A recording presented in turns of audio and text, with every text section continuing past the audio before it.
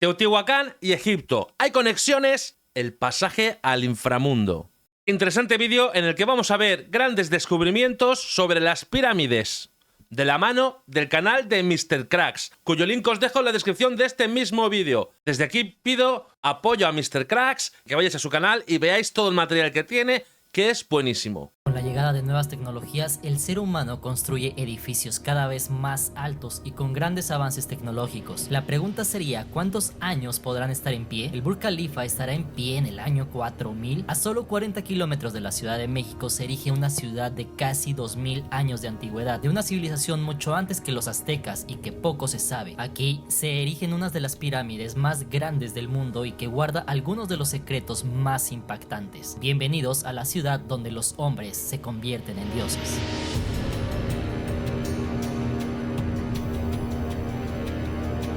Teotihuacán no variaba mucho a la sociedad actual, pues dentro de los muros de la ciudad solo vivían los gobernantes, sacerdotes y algunos invitados. Todo el pueblo vivía a las afueras de la ciudad en medio de la pobreza de una forma muy diferente al sitio religioso. Esta ciudad fue abandonada hace más de 1200 años. Estas son las moradas para los gobernantes de otros pueblos que venían a la ciudad ya sea por temas políticos o religiosos. Cabe mencionar que los teotihuacanos eran una cultura dedicada al comercio, por lo que llegaban gobernantes y sacerdotes de otros grandes pueblos como Tikal e incluso se dice que los incas. Las moradas de los gobernantes, invitados o extranjeros se diferencian rápidamente por los murales pintados en las paredes representando a un jaguar con un penacho, o mejor llamado, tocado de plumas, con unas manos debajo, los cuales representan a los gobernantes. Aquí tú puedes ver la pintura original y aquí una pequeña reconstrucción de toda esta pintura. Abajo del jaguar se alcanzan a ver unas manos. El jaguar aquí representa alta jerarquía, el poder. Entonces, las manos, al estar cargando a este jaguar, significaba que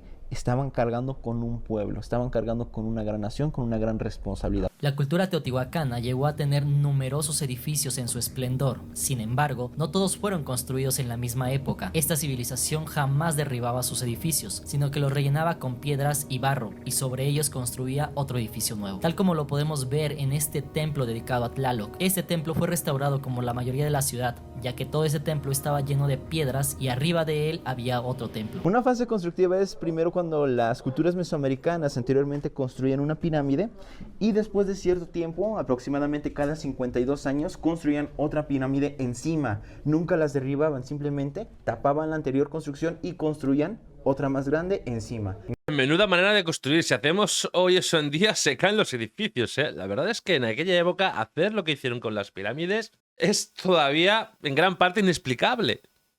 Nosotros estamos debajo de otra pirámide que vimos allá en el patio.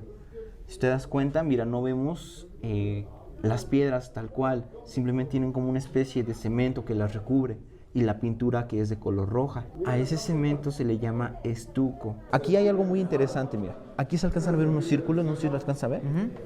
Esos círculos simbolizan que es sagrado, es una decoración sagrada. Todo lo que nosotros veamos con esos círculos ya sean pintados o sean tallados en la piedra, va a significar que era un sitio sagrado, un sitio de adoración. Algo emblemático de Teotihuacán es su arquitectura, pero sobre todo su planificación urbana, es decir, con bañeras de piedra con su drenaje propio y con espacios para necesidades personales como tipo letrinas. Actualmente se puede disfrutar de unas increíbles vistas y abundante historia sobre este sitio de más de 2000 años. Sin embargo, no siempre estuvo así. Fue entre los años 1905 a 1910 que don Porfirio Díaz, entonces presidente de México, se encargó de recuperar este sitio para conmemorar el centenario de la independencia de México. A diferencia de lo que muchos creeríamos, la ciudad no se veía como ahora, sino que todos los edificios y templos estaban pintados de un característico color rojo y adornado con cabezas de Quetzalcóatl, entre otros. Este rojo particular era llamado estuco.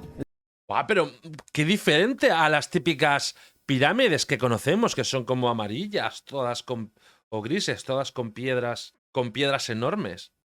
La pintura se podía obtener de diferentes formas. Puede ser de origen animal, puede ser de origen vegetal y de origen mineral. De origen animal es un insecto, una plaga que se le da al nopal. Se le llama grana cochinilla. Se extrae ese huevecillo, se aplasta en un pequeño mortero y se extrae el pigmento rojo carmín. Cuando los teotihuacanos terminaban de pintar todo lo que ellos tenían, aplicaban o machacaban baba de nopal y lo aplicaban en toda la pintura. Eso servía para que la pintura no se fuera a dañar con el tiempo.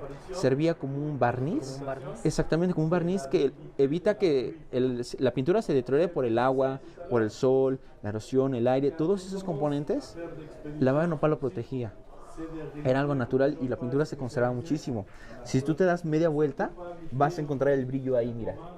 Sí se ve ahí. Ahí está. Ahí está, es ese. Ese brillo, no se alcanza a ver, ese brillo lo tenía en toda la pintura mural, en todos estos cuartos. Así estaba toda la pintura, con este brillo. Teotihuacán fue una ciudad que abarcó cerca de 20 kilómetros de extensión, con una población de más de 150,000 habitantes en su esplendor, consolidándose así como una de las más grandes del mundo en esa época. Hacia el año 650 de nuestra época, la cultura teotihuacana alcanzó su máximo esplendor al consolidarse como uno de los pueblos más influyentes de Mesoamérica. A pesar de que se dice que la fuerza del imperio se forjó a base del comercio, hay quienes aseguran que también era una cultura guerrera que influía en otros pueblos militarmente. Prueba de ello son los sacrificios humanos en la pirámide de Quetzalcóatl que veremos más adelante, o los relatos de la conquista de Tikal en el 378 de nuestra era, al quitar al rey maya en Tikal con ayuda de El Perú, no el país que ahora conocemos, sino una zona arqueológica cercana al Petén, Inachtún, hoy conocida como la zona del Petén, ambas en Guatemala, o la conquista de Copán y Quiriguá en Honduras, en el 426 narrado en el altar Q de Copán. En ese entonces el trueque era la forma común del comercio entre los pueblos de Mesoamérica, pero hubo un material que catapultó la economía de Teotihuacán como lo fuera actualmente el petróleo o el oro.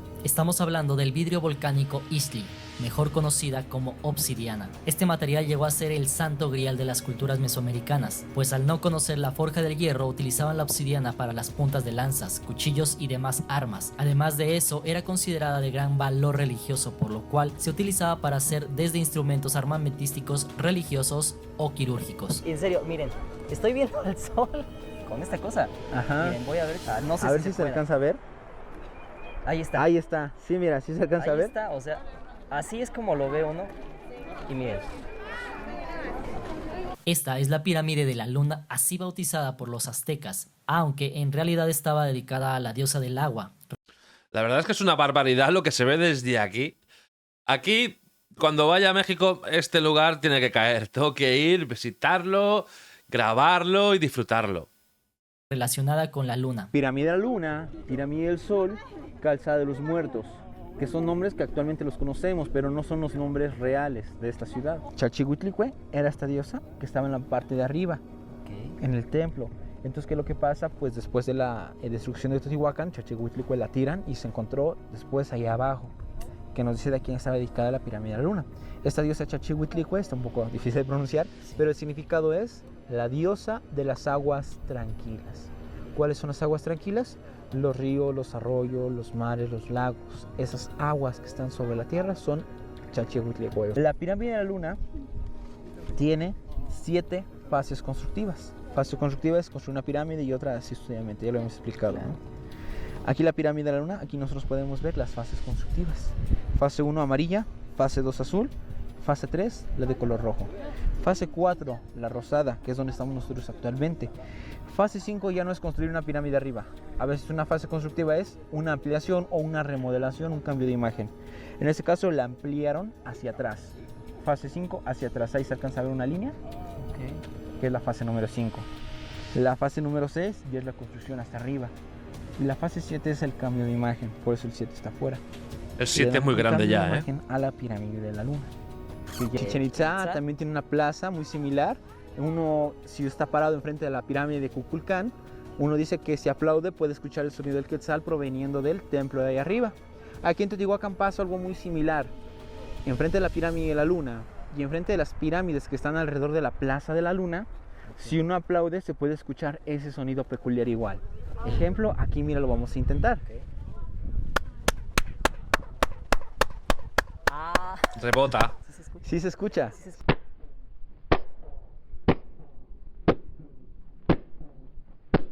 Where are you from? Brasil. ¿Qué opinas sobre ese lugar? Buenísimo. ¿Es la primera vez que Bellísimo. visita Sí, México? sí. Es mi segunda vez en México. Y la primera vez aquí. No, muy bonito, muy bonito. Y tanto, ¿Qué es lo que más le ha gustado de las pirámides? Ay, no sé decirte. La construcción, cómo hicieron eso, cómo pusieron las piedras. Increíble, increíble.